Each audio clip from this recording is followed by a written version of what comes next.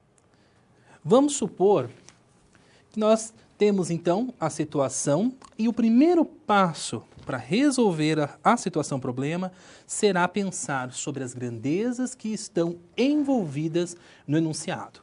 E pela leitura, nós já podemos perceber que nós temos a primeira grandeza sendo o custo de produção. Nós temos, então, a primeira grandeza. E nós temos também uma segunda grandeza, que é o custo variável por camisa. Ok? E esse custo variável por camisa, junto com a quantidade de camisas que estão sendo, que no caso foi vendidas. Então, com essas informações, nós conseguimos pensar na seguinte situação. Se eu, no caso, não vendo nenhuma camisa, qual que será o custo da produção? Então, há um custo fixo de R$5.000 mais R$10 pela quantidade de peça de camiseta produzida. No caso, foi produzida nenhuma. Então, vezes 10. Vezes 0. 10 vezes 0, nós temos 0. E 0 mais 5.000, temos, então, 5.000 de custo. Pensando na fabricação de uma camiseta, quanto que nós teríamos, então, de custo? 5.000, que é um valor fixo, independente dessa quantidade, mais R$10 por camisa. Como foi uma camisa, vou multiplicar por 1. Temos, então, 10 vezes 1, 10, mais 5.000, 5.010. Pensando, então, em 10 camisetas. Pensando, então, em 10 camisetas. 10 camisetas nós temos 5.000 mais 10, que é o preço de cada uma das camisetas, e eu estou pensando em 10 camisetas. Então, eu vou ter 10 vezes 10. 10 vezes 10, eu tenho, então, 100. E 100 mais 5.000, 5.000.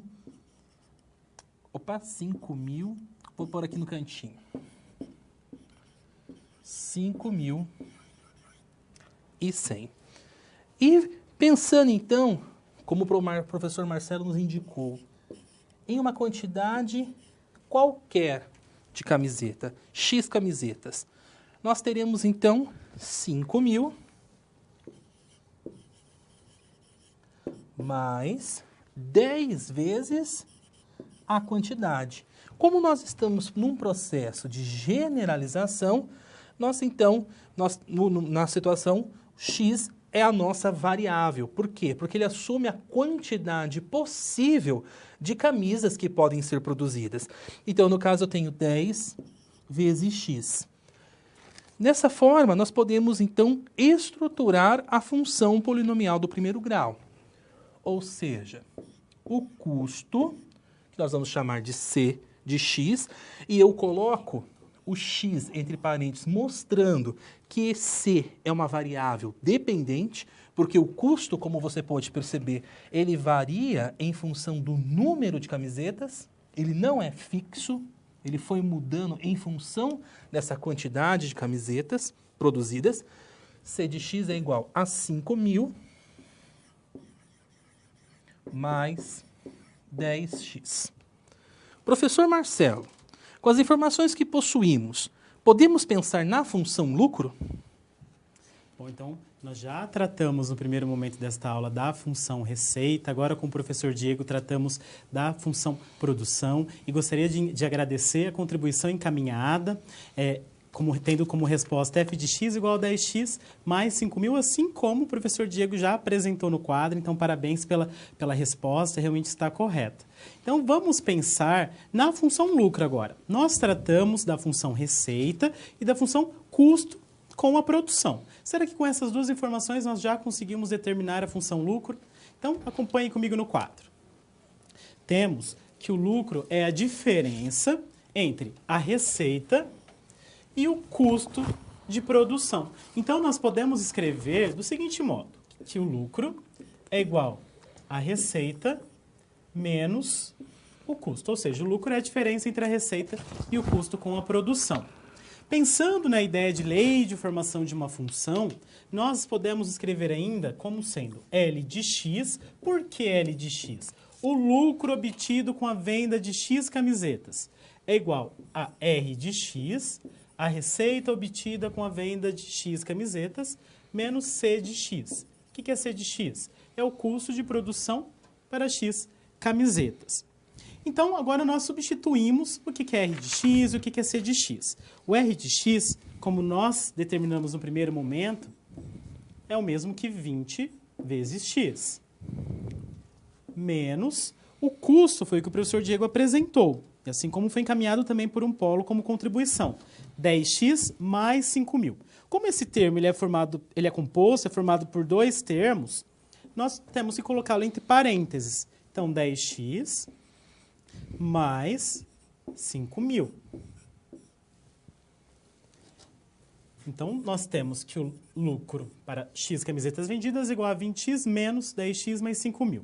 Como o menos está fora do parênteses, nós precisamos fazer aqui jogo de sinal.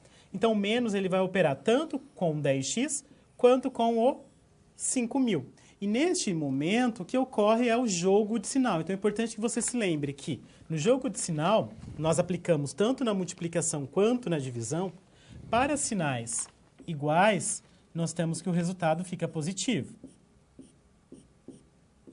E sinais diferentes, o resultado fica negativo. Então, neste caso, o menos vai operar com 10x, que é positivo, e vai operar com 5.000, que também é positivo. Teremos, então, L de x igual a 20x menos 10x menos 5.000.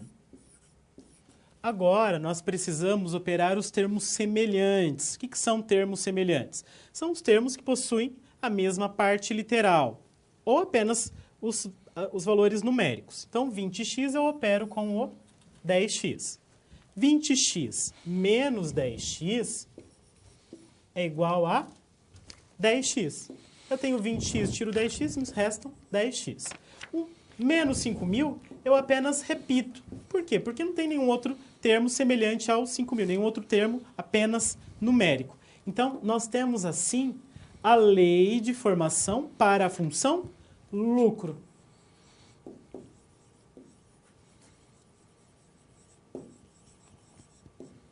Então, tendo, então, o lucro a partir de uma quantidade qualquer de camisetas a serem vendidas. Agora, vejamos com o professor Diego como tratar, de um modo geral, as funções que possuem essas estruturas, tanto da função receita, quanto da função custo de produção, quanto para a função lucro. Então, as funções que você estudou até o momento, elas apresentam a característica de serem funções polinomiais do primeiro grau. Chegou o momento, então, de sistematizarmos esse conceito matemático. Vamos ao quadro? Então, o que se entende matematicamente por função polinomial do primeiro grau? Então, toda função polinomial representada pela expressão matemática f de x igual a ax mais b, ou y igual a ax mais b, com a e b pertencente, com a pertencente aos reais, b também pertencente ao conjunto dos números reais, com a condição de a ser diferente do zero, definida para todo x real, é denominada função polinomial do primeiro grau. O que nós temos que entender inicialmente dessa definição é que, em muitos casos, f de x e y, eles são, nesse contexto, assumidos como sendo iguais. Então, você pode assumir a seguinte igualdade como válida, principalmente quando você for trabalhar com outras representações, a não ser a algébrica, que é o foco nesse momento da aula. ok? Então, nesse caso, nós temos os seguintes, nós temos dois exemplos, mas antes disso, de explorar os exemplos, é importante que você saiba que tanto o coeficiente A como o coeficiente B recebem os seguintes nomes. O coeficiente A é chamado de coeficiente angular e o coeficiente B de coeficiente linear. É importantíssimo para o estudo de funções que você saiba olhar uma função, a lei de formação da função e identificar esses dois elementos. Então, no primeiro exemplo, nós temos f de x igual a 2x mais 3. E nós podemos já identificar que o elemento que multiplica a variável, no caso, é o a. E o a é o coeficiente angular. Então, no primeiro exemplo, temos que a vale 2. Temos também, na continuidade, o b, que é o coeficiente linear. E, no caso, ele vale 3. Pensando, então, agora no segundo exemplo, o que nós temos? Coeficiente angular é quem multiplica, quem realiza a operação da multiplicação com a incógnita. E nós temos, então, que é o 5. E o coeficiente linear, que é o b, é o número que está sozinho, nós temos, então, que é a fração menos 1/3. Ok? Essas são as definições importantes a respeito de função polinomial do primeiro grau. Nós temos também as seguintes condições. Se A é diferente de zero e B é diferente de zero, temos a função polinomial do primeiro grau recebe o nome de função afim. No caso, você pode observar esse exemplo, nós temos que A, que é o coeficiente angular, vale meio, e temos que B, que é o coeficiente linear, ele vale menos 3. Ambos são diferentes de zero, nós temos então uma função afim. No segundo exemplo, no segundo tópico, nós temos que A diferente de zero e a condição de B ser igual a zero, a função polinomial do primeiro grau recebe o nome de função linear. E nós temos dois exemplos. Y igual a menos 8x. No caso, você não identifica B, B não aparece, mas implicitamente você pode pensar B valendo zero, B vale zero. Então, você tem A igual a menos 8 e B igual a zero. E a situação de função linear também se repete na situação seguinte. Você tem y igual a raiz de 3 sobre 2x. No caso, temos que A, que é o termo que multiplica a variável, ele vale raiz de 3 sobre 2. Cabe também destacar uma observação que não é um caso de uma função polinomial do primeiro grau, mas há funções que apresentam a seguinte definição. Por exemplo, função de reais em reais definidas por f de x igual a c, sendo c uma constante que pertence aos números reais. Esse tipo de função é denominada de função constante. E você já pode perceber nos três exemplos seguintes que temos f de x igual a 3, ou seja, todo número real do domínio de f de x é associado somente a um único valor, ou seja, somente a 3. No segundo exemplo, nós temos que todo número real do domínio é associado a menos meio. No terceiro exemplo, todo número real do domínio é associado à raiz quadrada de 5. Até esse momento, representamos as funções em sua forma algébrica, explicitando a lei de formação. Professor Marcelo, há outras maneiras de representar as funções? Sim, professor Diego, existem outras formas de se representar uma função polinomial do primeiro grau. Então, nós vimos até o presente momento as funções sendo representadas pelas suas leis de formação, pela representação algébrica. Mas nós podemos ainda recorrer à representação gráfica. Então, vamos continuar tratando da situação, do contexto da empresa que fabrica camisetas e pensar na função lucro, a função que retorna o lucro dado, então, o número de camisetas a serem vendidas. Acompanhe comigo no quadro. Então, você deve fazer uma apresentação agora contendo um gráfico com os lucros ou prejuízos para cada quantidade produzida e determinar intervalos de produção para os quais há lucro ou há prejuízo. E aqui é importante destacar a diferença entre lucro e prejuízo. Então, nós vamos tratar da mesma função lucro, função 10x menos 5.000. Teremos lucro quando o resultado obtido a partir dessa lei de formação for positiva. E teremos um prejuízo quando o resultado for negativo. Então, é importante que você se lembre dessa diferença. Bom, pensando agora na representação gráfica de uma função polinomial do primeiro grau, nós temos uma observação importante. Acompanhe comigo no quadro. Então, a representação gráfica de uma função polinomial de primeiro grau sempre é uma reta. Então, é importante que você faça a relação entre a representação gráfica e a representação algébrica. Então, se você identifica por meio da lei de formação que você tem uma função polinomial do primeiro grau, então, automaticamente, é importante que você faça a relação com a reta. E vice-versa. Quando você vê que a representação gráfica de uma função é uma reta, é importante que você perceba que a expressão algébrica será de uma função polinomial do primeiro grau. Então, é importante estabelecer essa relação. Então, vamos pensar agora na representação gráfica da função lucro. Acompanhe comigo novamente no quadro. Então, nós vamos representar a função lucro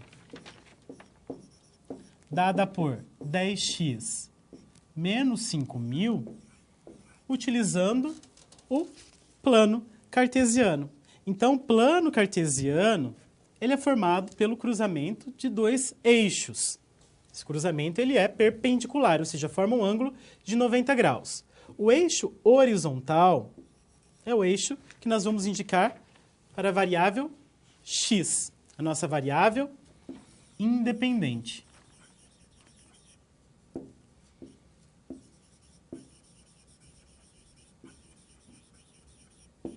Enquanto que no eixo vertical nós vamos indicar a variável y ou f de x, ou ainda, pensando na nossa situação da empresa que fabrica camisetas, L de x. O importante mesmo é que você perceba que no eixo vertical nós vamos localizar valores referentes à variável dependente.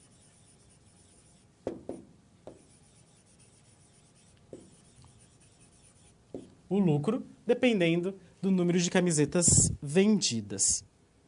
É importante também que você se recorde que o ponto de cruzamento entre os dois eixos é o ponto de coordenadas 0, 0.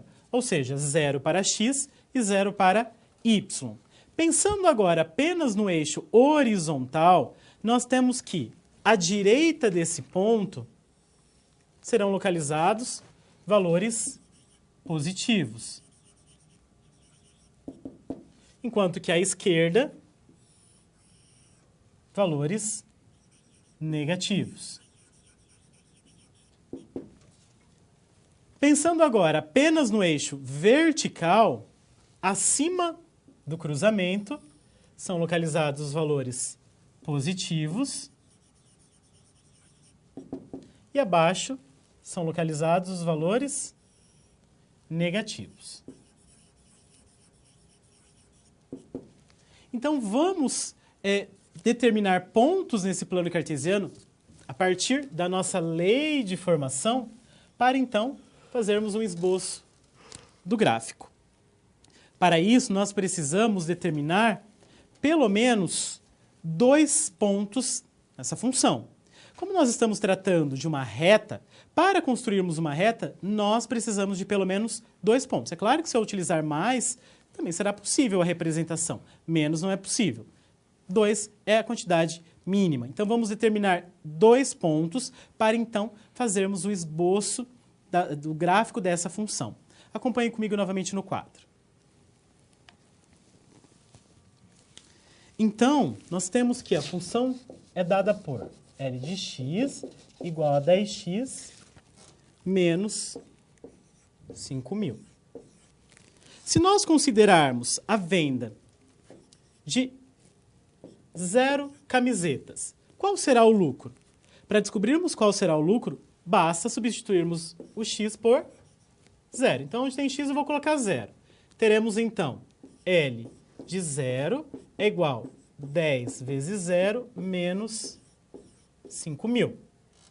10 vezes 0 é igual a 0. 0 menos 5.000 é igual a menos 5.000. Assim, nós temos 2 coordenadas que nos levam a um ponto. 0 para o x e menos 5.000 para o y. Nós localizaremos no eixo vertical. Isso é um par ordenado, ou seja, a ordem importa. O primeiro elemento é sempre da variável independente e o segundo sempre da variável dependente. Preciso de um outro ponto. Então, eu vou assumir agora x como sendo 1.000. Então, a empresa vendeu 1.000 camisetas. Então, nós vamos utilizar o mesmo raciocínio. Substituir x por 1.000. Então, L de 1.000 é igual a 10 vezes 1.000 menos 5.000. 10 vezes 1.000 é igual a 10.000. 10.000 menos 5.000 é igual a 5.000. Então, temos aqui um outro par ordenado. Quando o x é 1.000, o nosso y é igual a 5.000. Primeiro valor, 1.000, variável independente, e o 5.000 referente à variável dependente, ou seja, o lucro. Acompanhe comigo agora na câmera de documentos como que nós podemos representar utilizando o plano cartesiano. Então, eu tenho aqui um papel quadriculado para que possamos, então, localizar os pontos. Perceba que no eixo horizontal nós temos variável x, variável independente, e no eixo vertical nós temos a nossa variável dependente.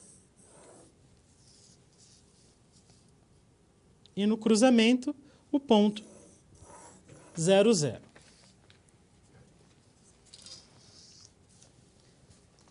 Então, vamos localizar no eixo x os valores assumidos. Nós assumimos o valor 0 e o valor 1.000. Como essa escala, como o valor 1.000 é um valor grande, né? Se eu fosse contar de 1 em 1 aqui, eu precisaria de muito mais quadradinho. Vamos considerar que cada quadradinho aqui no eixo x represente 500. Então, a primeira marcação é o 500 e a segunda é o 1.000.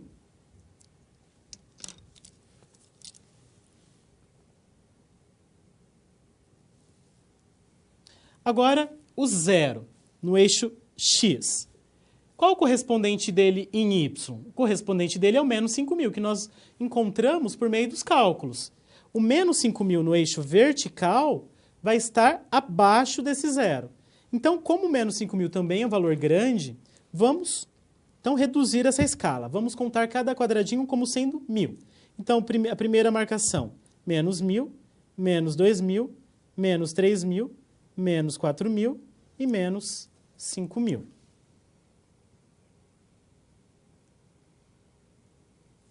Então, quando o x é 0, o y é 5.000 e eu marco o ponto no menos 5.000. Quando o x é 1.000, o y será 5.000. Então, eu preciso localizar o 5.000 no eixo y.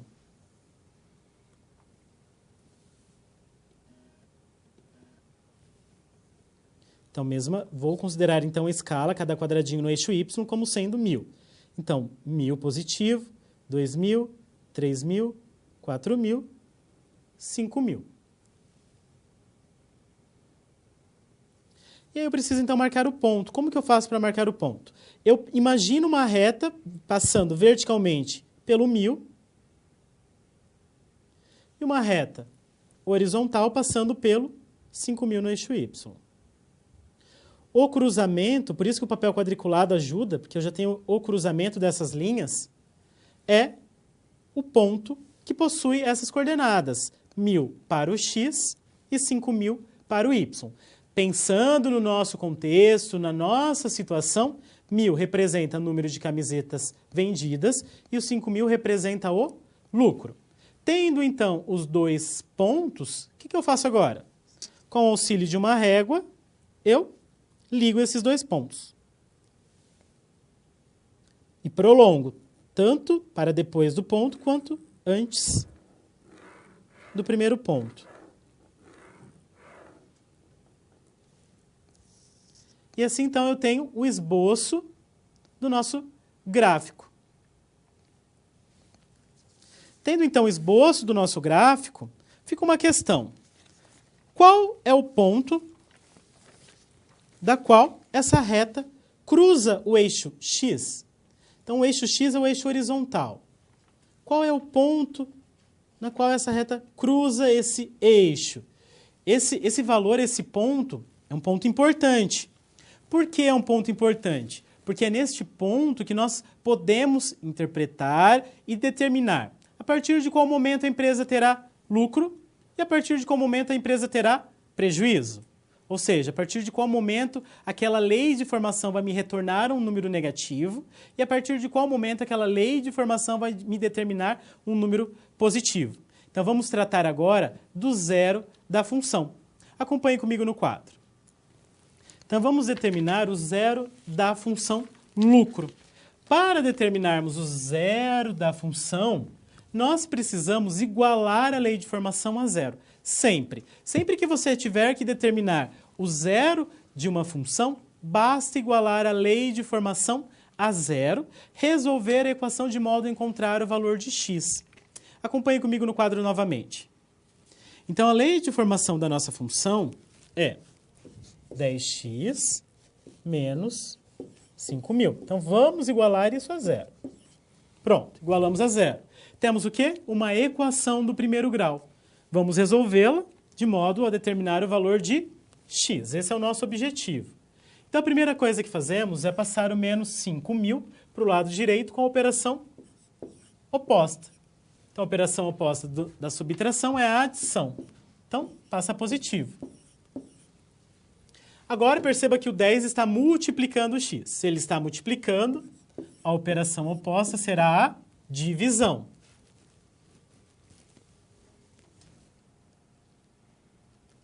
Então, aqui novamente.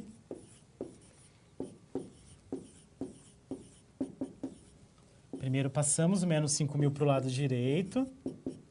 Ficou positivo. E agora passamos o 10 dividindo os 5.000.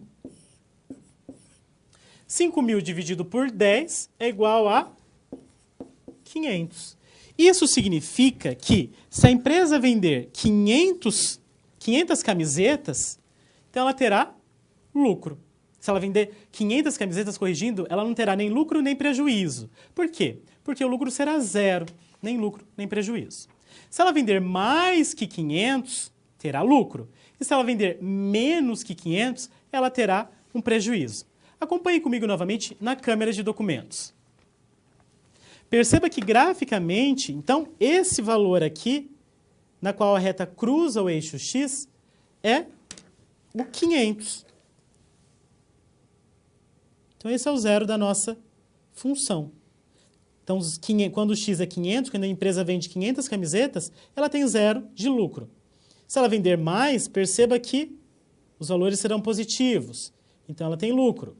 Se for menos que 500, perceba que a reta está toda para baixo do eixo, do ponto zero para o eixo vertical. Logo, a empresa tem prejuízo. Os valores serão negativos. Então, tratamos neste momento da representação gráfica de uma função polinomial do primeiro grau. E eu deixo uma atividade, então, para que você pratique os conhecimentos construídos até aqui. Acompanhe comigo no quadro. Um vendedor recebe mensalmente um salário composto de duas partes.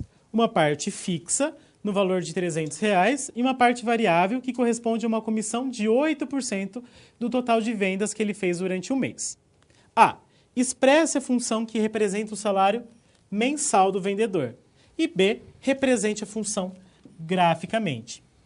Se você não tiver um papel quadriculado para fazer a representação gráfica, não tem problema. É importante apenas que você faça um esboço desse gráfico. Pode ser aí na sua folha, no seu caderno mesmo. Faça um esboço, construindo o plano cartesiano, o eixo X, o eixo Y. Primeiro determine a lei de formação. E aí, com ela, então, faça o esboço gráfico dessa função. Então, deixe um momento para que você resolva essa atividade, encaminhe as suas contribuições e logo retornamos para discutirmos e fazermos a correção.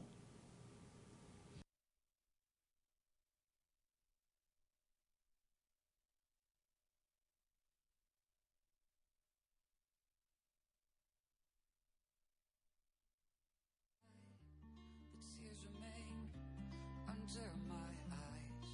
Haven't seen her since that day. If I could reach her now, this is what I would say. Wherever we go to, whatever we do, it's only me, it's only you. Wherever we go to, whatever we do, it's only me, it's only you.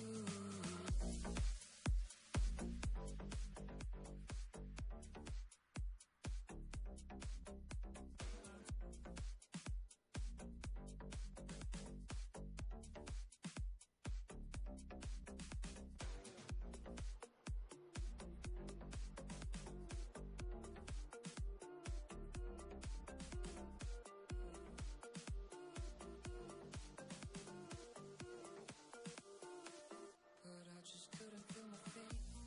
Let her fly to the sky. Tears remain under my eyes.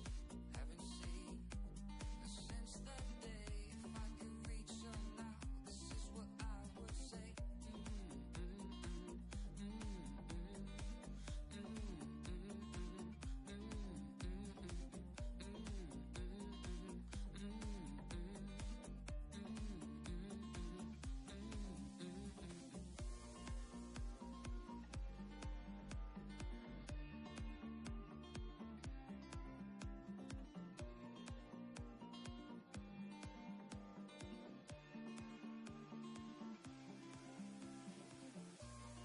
I would play this from the start. Wrote our names out on the tree. Holding on, forever's arms. Oh, that innocence.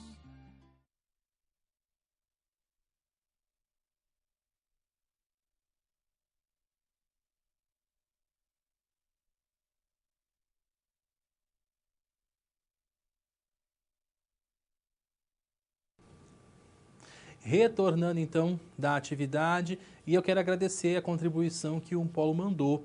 A letra A, 0,08x mais 300. Parabéns pela contribuição. Vamos então ao quadro com a correção da atividade. Primeiramente, nós temos que identificar quais são as grandezas que estão envolvidas em todo o processo. Então, nós temos que a primeira grandeza envolvida é o salário desse vendedor.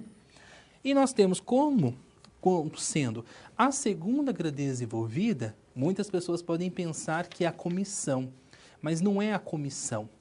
Seria, então, o total de vendas que ele fez ao mês. A comissão é 8% desse total. Ou seja, o salário varia em função do total de vendas, ok? E não necessariamente da comissão. E nós vamos, então, inicialmente expressar, por meio da função, o salário, o que seria, então, o salário mensal. Nós temos, então, que pensar o seguinte. Nós sabemos que o salário,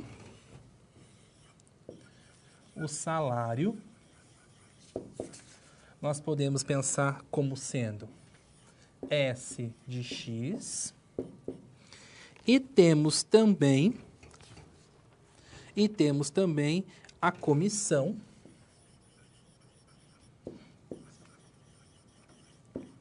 E a comissão, ela vai ser, no caso, valendo, então, por X. Lembrando que a comissão é a nossa variável independente e salário é a nossa variável dependente. Então, nós temos que pensar o seguinte. O salário ele é composto por uma parte fixa, que independente de quanto esse vendedor vende, ele sempre vai receber por mês R$300. Ok? Ele sempre vai receber por mês R$300, mais 8% do total de vendas. 8% do total de vendas, e o total de vendas, que é a nossa variável independente, nós estamos representando por X, ou seja, 8% de X. Mas o que devemos pensar? Devemos pensar que 8% é uma razão centesimal. 8% é igual a 8 dividido por 100, que nós temos como número decimal 0,08. Então, podemos escrever o salário igual a 300 mais 0,08x. Ok? E nós podemos, porque é convencionado, geralmente, ao tratar de funções, expressar como sendo o primeiro termo o quê? O coeficiente angular junto com o produto do coeficiente angular pela variável. Então, 0,08x mais 300. Mas isso é uma questão de comunicação, ok? A respeito do salário. Nós vamos, então, agora pensar a respeito de como representar no quadro, como representar essa função. Só que o professor Marcelo já ensinou a realizar a interpretação por meio de lápis, de régua e de papel. Vamos então agora conhecer um software que faz a plotagem das funções. Vamos ao quadro. Nós temos como exemplo desse software o software GeoGebra, que é um software dinâmico em matemática que vai contribuir com com o nosso estudo. Então, nós temos aqui o software, olha só que interessante, onde ele tem a janela algébrica e também a janela de visualização. Nós podemos, nesse caso aqui, nós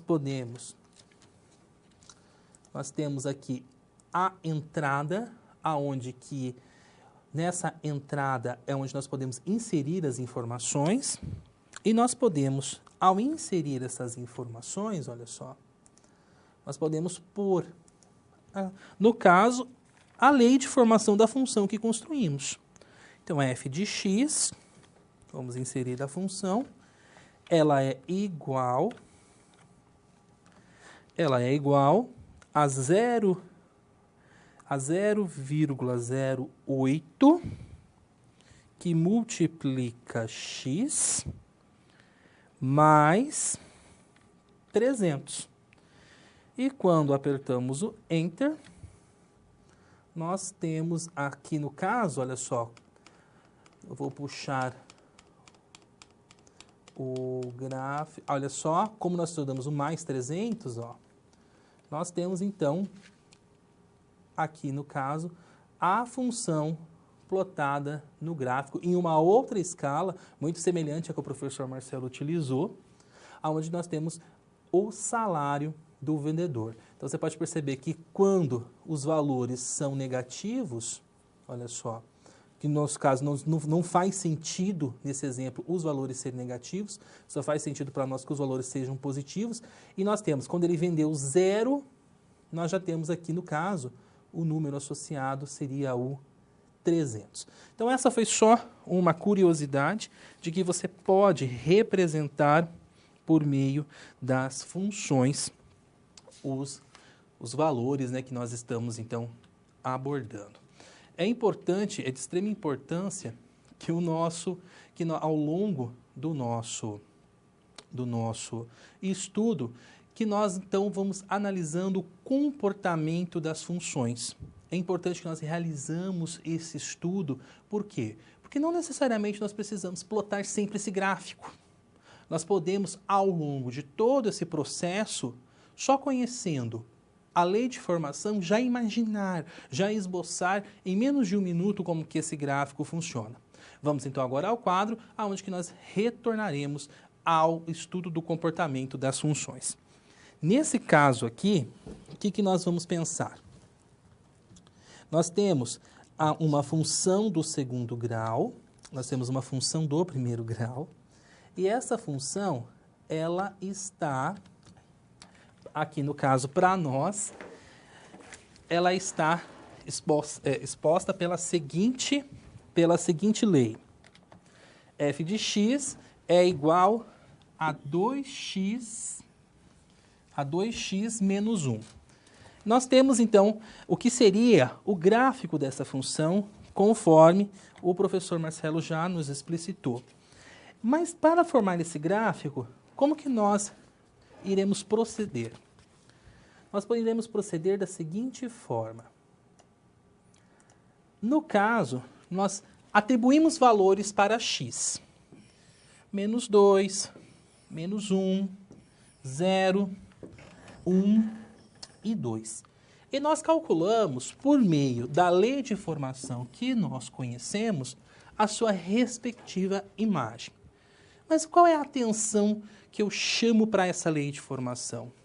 É o fato do coeficiente angular, ou seja, o número que está multiplicando x, ser maior que zero, ou seja, um número positivo. Observe, vou calcular então a imagem de menos 2, f de menos 2, aonde é x, vou substituir por menos 2. 2 vezes menos 2, eu tenho menos 4 menos 1, eu tenho então menos 5. F de menos 1, 2 vezes menos 1, eu tenho menos 2 menos 1, eu tenho então associado a menos 1, menos 3. O zero, substituindo 0, 2 vezes 0, eu tenho então 0 menos 1, eu tenho então como imagem menos 1. O 1, 2 vezes 1, eu tenho 2, 2 menos 1, eu tenho 1.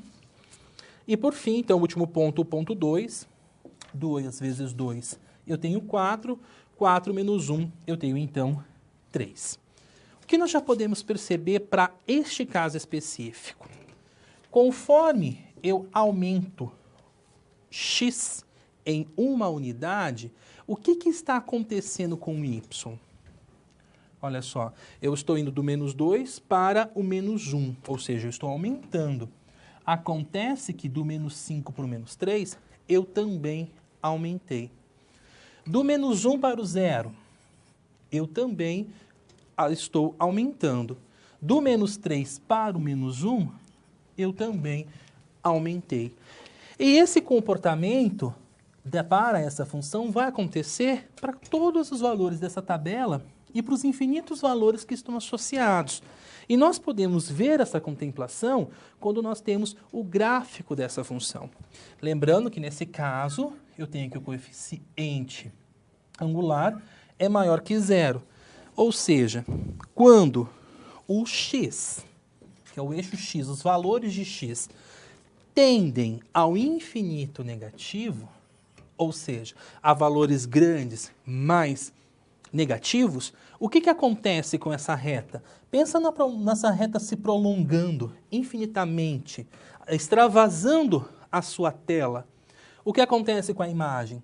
A imagem, que é o eixo y, também tende a esse infinito com números grandes, só que negativo. Se formos pensar agora ao contrário, se formos pensar com x tendendo a valores muito grandes, tendendo ao infinito, e essa reta está vazando a sua tela, o que acontece com os valores que estão associados em y? Os valores que estão associados em y também tendem ao infinito. Então, nós podemos perceber que, nesse caso, nós temos uma função que é chamada de função crescente. E nós temos uma função crescente quando essa relação é satisfeita. Se eu assumo dois valores, x1 e x2, e se x1 é menor que x2, a imagem de x, e se a imagem de x1 continuar a ser menor que x2, ou seja, a imagem também respeita a desigualdade inicial, nós temos então uma situação em que a função é crescente. Cabe destacar também que, em relação ao fato da função ser crescente, a função corta o eixo y no ponto de ordenada b, ou seja, a função corta o eixo y no seu coeficiente linear. E retornando ao gráfico, nós podemos perceber que a lei de formação não era 2x menos 1. Olha só onde a função cortou o eixo y, em menos 1. Já a função corta o eixo x na raiz, ou zero de função, como o professor Marcelo já nos apresentou. Para obter esse valor, basta igualar a lei de formação a zero e resolver a equação. Menos 1 está negativo, opera do outro lado positivo, 1 mais 0, eu tenho 1, 2 está multiplicando x, opera do outro lado dividindo, então x é igual a meio. Então, meio eu tenho que, no caso, é a raiz dessa função. Mas será que esse comportamento sempre vai acontecer? Nós fizemos uma análise para o coeficiente angular positivo. E para o coeficiente angular negativo? Vamos ao quadro. Vamos pensar agora para a menor que zero. Então, nós vamos analisar a representação tabular e gráfica da seguinte função. f de r em r, dada por f de x, igual a menos 3x menos 1. E vamos, então, colocar alguns pontos. 0, 1, 2, 3 e também vamos colocar o número 4. Vamos pensar na imagem de zero. f de zero. Olha só como a lei de formação é. Menos 3 vezes x menos 1. Então, menos 3 vezes 0, eu continuo tendo 0. 0 menos 1, menos 1. Ou seja, 0 e menos 1. f de 1, menos 3 vezes 1, menos 3. Menos 3, menos 1, eu tenho, então, menos 4. Então, 1 com menos 4. 2. f de 2. Menos 3 vezes 2, eu tenho menos 6. Menos 6, menos 1, eu tenho, então, menos 7. Então, o número 2 de x está associado a menos 7 em y. 3. f de 3. Menos 3 vezes 3, eu tenho menos 9. Menos 9 menos 1, eu tenho, então, associado ao 3, menos 10. Por fim, temos o 4, f de 4, menos 3 vezes 4, menos 12 menos 1, temos, então, menos 13. Vamos pensar de uma linha para outra, como fizemos anteriormente. De 0 para 1, o que está acontecendo com o x? Eu estou aumentando esse x. De menos 1 para menos 4, o que aconteceu com esse x? Ele, então, acabou diminuindo. Então, note que, nesse caso que nós temos, aconteceu o processo inverso, diferente do caso visto anteriormente. De 1 para 2, o que aconteceu?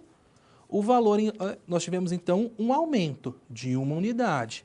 E de menos 4 para menos 7, novamente, houve um movimento contrário. Ele não aumentou, enquanto o x aumentou, nós tivemos que y diminuiu. E essa situação acontece com qualquer valor da função que você for comparar. Se fôssemos pensar no gráfico da função, nós temos então associado esse gráfico com essa reta em azul. Observe que quando x tende ao infinito negativo, ou seja, quando ele tende a valores negativos, o que acontece com a imagem desses valores negativos? Quando a imagem desses valores negativos tendem a serem grandes, ao infinito, tendem ao infinito. E se eu for pensar, quando o x tende ao infinito, eu vejo que a imagem desses valores que vão se tornando cada vez maior, tendem ao infinito, ao menos infinito, né? No y, ao infinito negativo. Ou seja, é uma relação inversa da que vimos anteriormente. Nesse caso, temos como característica, quando a é menor que zero, ou quando o coeficiente angular é negativo, que a função ela é decrescente. Então, quando tomamos dois valores que pertencem ao domínio, x1 e x2, e verificamos que x1 é menor que o x2, e se a imagem de x1 for maior que a imagem de x2, nós temos caracterizado que a função é uma função decrescente. Ok? A mesma análise que realizamos sobre quando a função corta o eixo y e corta o eixo x, nós também verificamos para esse caso. Esse fato não muda. A função corta o eixo y no ponto de ordenada b. Ou seja, nós não tínhamos que a lei de formação dessa função ela era menos 3x menos 1. Olha só aonde que o eixo y foi cortado. Em menos 1 para y, né? E no caso 0 para x. E se fôssemos pensar na raiz, basta igualar, no caso, a 0, basta igualar a função a 0, ou seja, menos 3x menos 1 a 0, menos 1 opera do outro lado, mais 1, menos 3x igual a 1, menos 3 está multiplicando x, ele opera inversamente dividindo. Então, teremos mais com menos, menos, 1/3. Ou seja, a raiz é igual, x é igual a menos 1/3. Seria, então, esse ponto que nós temos aqui. Menos 1/3. Então, sistematizando essa análise, essas observações, nós temos o que é o zero de função. Então, seja uma função f de x igual a x mais b, denomina-se zero ou raiz da função, o valor de x que anula a função, ou seja, qual o valor de x que substituído na função iguala ela a zero? Ou, geometricamente, em qual ponto do eixo x que a função o corta? O coeficiente linear, nós já estudamos inicialmente na definição, é o valor de y em que a função corta o eixo AY. Trata-se do valor de b. E o coeficiente angular, que é o valor que multiplica a variável, trata-se da tangente do ângulo formado pelo eixo OX e a reta. Esse valor é facilmente localizado e ele representa, então, o valor de A. Nós podemos, dessa forma, perceber que quando temos uma função polinomial do primeiro grau e sabemos identificar se ela é crescente ou se ela é decrescente, nós não precisamos mais, a partir de agora, atribuir valores. Se eu obtenho a raiz dessa função, ou seja, eu sei onde ela corta o eixo x, e eu, olhando para a lei de formação, já determino o coeficiente linear, ou seja, já sei onde a função corta o eixo y, e eu sei se ela é crescente ou decrescente, eu já consigo determinar a reta. Eu já consigo realizar o esboço do gráfico sem então ter que atribuir pontos, calcular imagem e com isso então esboçar o gráfico. Chegou então o momento de ir para a nossa atividade. Vamos então ao quadro com uma atividade em que nós vamos realizar uma conversão de escalas. As principais escalas termométricas são graus, Celsius, Kelvin ou Fahrenheit. A diferença entre as escalas Celsius e Kelvin é simplesmente o ponto zero. Assim, para converter de graus Celsius para Kelvin, basta somar com 273,15 ou apenas 273. Nesse caso, nós temos que K de Kelvin, a temperatura em Kelvin, é igual à temperatura em Celsius, mais 273. Então, de posse dessas informações, eu quero que você determine o zero da função, os valores de x aos quais a função f de x é maior que zero, ou seja, em que y está acima do ponto da origem da função, e os valores de x para os quais f de x é menor que zero, ou seja, quando a função é negativa. Então, eu vou deixar um tempo para que vocês pensem a respeito dessa situação e retornaremos então na sequência com a correção.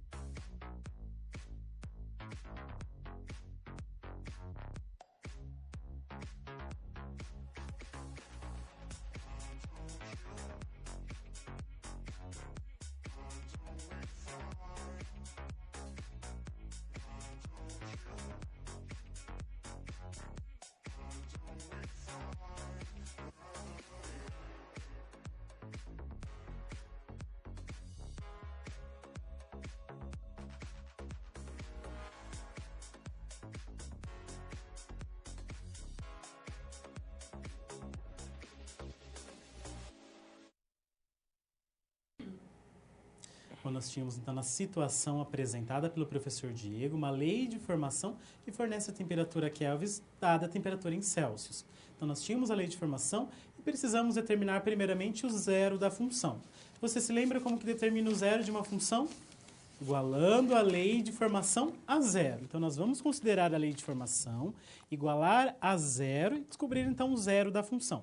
Tendo essa informação em mãos, nós podemos, então, determinar os intervalos para o qual a função ela é positiva, né, a reta está acima do eixo x, e quando que a função ela é negativa, ou seja, a reta está abaixo do eixo x. Vamos, então, ao quadro e resolver a questão. Acompanhem comigo.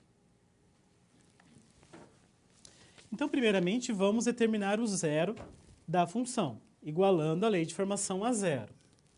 A lei de formação, então, é K de C igual a C mais 273. Vamos igualar a zero. Teremos C mais 273 igual a zero. É uma equação do primeiro grau. Perceba que aqui nós não temos a letra x.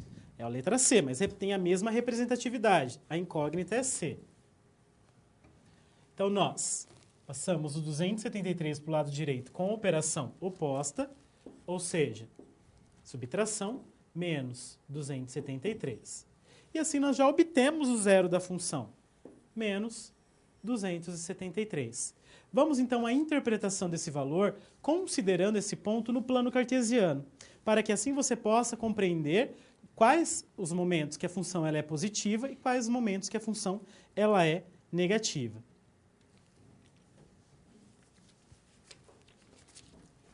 Então, considere o plano cartesiano. X, o eixo horizontal, Y, o vertical. Vamos marcar esse zero da função, o menos 273. O menos 273, ele é referente à nossa variável independente. É como se fosse esse nosso x. Estamos tratando agora do c. Então, o menos 273 eu localizo no eixo horizontal. Como é negativo, está à direita do zero, do ponto 0, 0. Vamos, então, marcar esse ponto, imaginar que ele esteja mais ou menos neste ponto, então, menos 273. Tendo, então, localizado o zero da função, ou seja, o momento na qual a reta corta o eixo horizontal, o eixo da variável independente, nós devemos pensar, a função, ela é crescente ou decrescente? Então, novamente, a nossa função é K de C igual a C mais 273. Como você estudou com o professor Diego, para determinarmos se uma função ela é crescente ou decrescente, precisamos analisar o coeficiente angular. O que é o coeficiente angular? É um número que multiplica a variável. No nosso caso, a variável é a letra C. Qual o número que está multiplicando a variável C? Não aparece nenhum número na frente dele. Como não aparece, o valor é 1. E aí eu preciso pensar, esse 1, ele é positivo ou ele é negativo? 1, ele é positivo. Então, o coeficiente angular é um número positivo. Se é positivo, se é maior do que zero, a nossa função polinomial do primeiro grau ela será crescente. Continue acompanhando comigo no quadro. Então, veja que o número que multiplica o c, nossa variável, é 1. Não aparece nada, então é 1. Então, o coeficiente angular é igual a 1, que é um número maior do que zero, logo a função ela é crescente. Então, vamos fazer um esboço dessa reta crescente, passando pelo menos 273. Então, esse é um esboço. E aqui, novamente, qual ponto será que ele vai cruzar o eixo Y? O 273. Como você também viu com o professor Diego, né, eu já posso fazer esse esboço considerando o coeficiente linear também, o nosso B. Então, cruza o eixo Y no ponto B, 273. Agora, vamos à análise do sinal. Então, vamos determinar em quais momentos que a função será positiva e em quais momentos será negativa.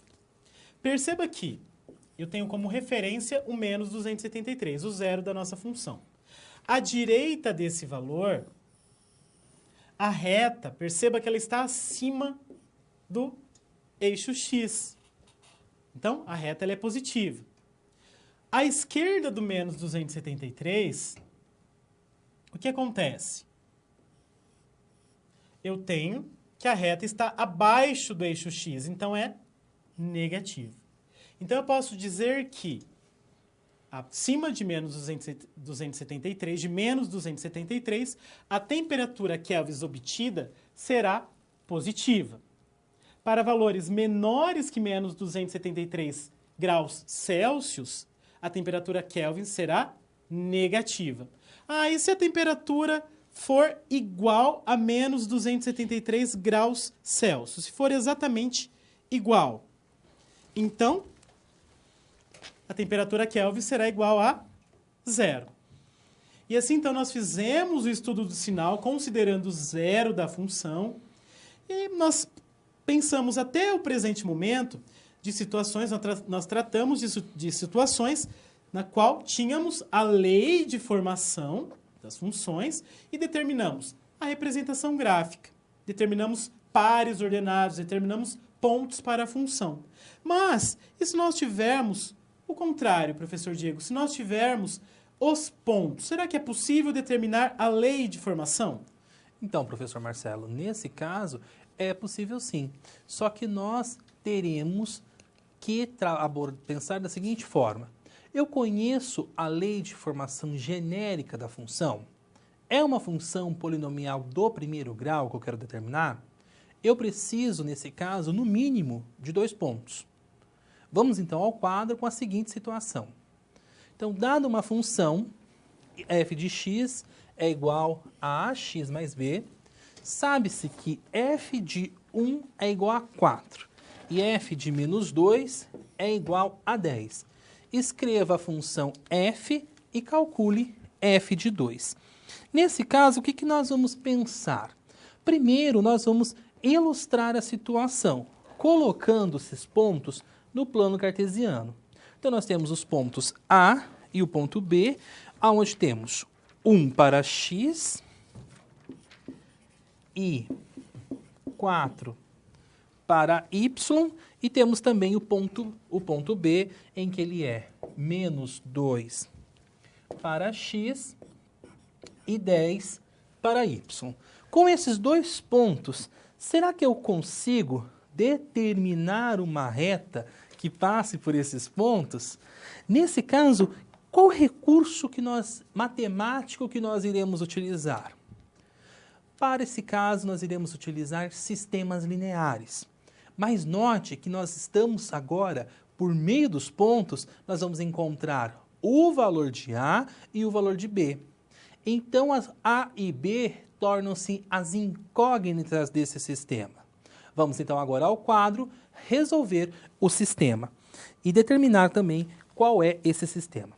Então, pensando nos seguintes pontos que nós temos o ponto A, que é 1 e 4, e temos também o ponto B, menos 2 para x e 10 para y. O que nós devemos pensar na sequência é sobre a função. A função ela é, para nós, f de x igual a ax mais b. Essa é a forma que ela aparece. Lembrando que f de x é igual a y, eu tenho o valor de f de x tanto no ponto A como no ponto B. Eu tenho 4, eu tenho 10. E esse x eu também tenho, que no ponto A vale 1 e no ponto B vale menos 2. Com isso, conseguimos pensar um sistema linear. A é a nossa incógnita que multiplica x. X vale 1. Então, A vezes 1, nós temos então A. Mais o B, que é também nossa incógnita. E essa equação é igual a quem? A imagem de 1. E a imagem de 1 não é 4? Nós temos então a primeira equação. Pensando na segunda equação usando o ponto B. Eu tenho A, eu não conheço, vezes o x. O x não é menos 2? Menos 2 vezes A, menos 2A. mais B, que é da situação genérica da função, da lei de formação genérica da função, igual a imagem de menos 2. E a imagem de menos 2 é 10. Eu tenho, então, um sistema linear. Para resolver esse sistema, basta, então, a gente pensar numa estratégia. Você pode utilizar a substituição, mas o método da adição, nesse caso em específico, acaba sendo mais rápido. Nós vamos multiplicar todos os termos da segunda equação por menos 1, e depois vamos somar a primeira equação com a segunda. E você vai perceber que a incógnita B vai acabar sendo anulada. Então, vamos copiar a primeira linha. A mais B igual a 4. E vamos, então, multiplicar por menos 1. Menos 2A vezes menos 1, temos, então, 2A. Menos 1 vezes B, nós temos, então, menos B. E 10 vezes menos 1, nós temos menos 10. E podemos, então, realizar a soma. A mais 2A, nós temos, então, 3A. O B com B cancelou. Então, mais B com menos B, nós temos 0. E 4 com mais menos 10, nós temos, então, menos 6. 3 não está multiplicando A, podemos, então, operar do outro lado dividindo. Então, 6 dividido por 3, nós temos que A vale 2. Achando, então, o valor de A, nós podemos substituir na primeira equação, por exemplo, e encontrar o valor de B. Então, eu sei que 2 mais B é igual a 4. No caso, o 2 está somando com B, ele opera do outro lado menos. Nesse caso, só uma colocação, aqui é menos 6. Então, é menos 6 dividido por 3. Então, o A, ele é menos 2. Ok? Desculpa a falha aqui, que no caso ele é menos 2. Então, ele opera mais 2 do outro lado. Então, B é igual a 4 mais o 2. Então, B é igual a 6. Com isso, nós conseguimos determinar a função f de x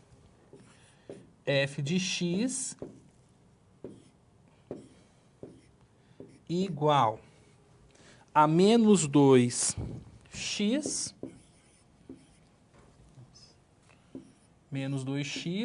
mais 6. Não, mas o exercício não acaba nisso. Eu tenho que calcular a f de 2. Então, é só pensar. Menos 2 vezes 2, eu tenho, então, vezes 2 mais 6. Menos 2 vezes 2, eu tenho, então, menos 4. Menos 4 mais 6, eu tenho, então, que a f de 2 é igual. Eu devo 4, eu tenho 6, eu tenho, então, 2. Dessa forma, então, finalizamos a resolução da situação. Nós vamos agora a uma atividade em que você poderá, então, aplicar os conhecimentos referentes a essa situação que eu acabei de apresentar. Vamos ao quadro? Então, nós temos aqui uma comparação das escalas Celsius para Fahrenheit e Fahrenheit para Celsius. E nós temos, então, a seguinte situação. Observando a figura, podemos construir a tabela que relaciona a temperatura dada em Celsius com a expectativa temperatura dada em Fahrenheit. Então, nós temos Celsius, menos 20, e a correspondente em Fahrenheit, menos 4. Com base nessa relação, construa a lei de formação que forneça a temperatura em Celsius dada a temperatura em Fahrenheit. E eu já vou dar uma dica. Nesse caso, você pode optar somente por 2 desses valores. Lembrando que com no mínimo 2 pontos e conhecendo a forma genérica da função polinomial do primeiro grau, nós conseguimos estabelecer essa lei de formação. Então, eu vou dar um tempinho para que você possa pensar e discutir, e nós já retornamos então com a correção.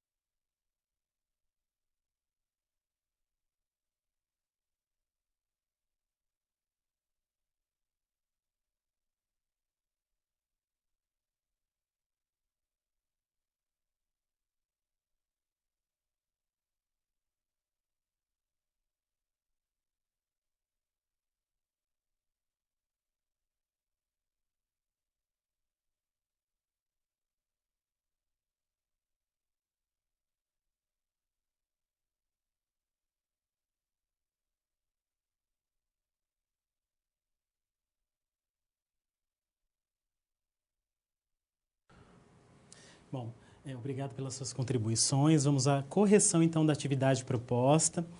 O professor Diego tratou da determinação da lei de formação de uma função polinomial do primeiro grau a partir de 2 pontos conhecidos, fazendo isso por meio de sistema de equações lineares. Então, você tem lá, monta o sistema, resolve o sistema e chega no valor do A, chega no valor do B e constrói a lei de formação. Y igual a x mais b, a sendo o coeficiente angular e o b sendo o coeficiente linear.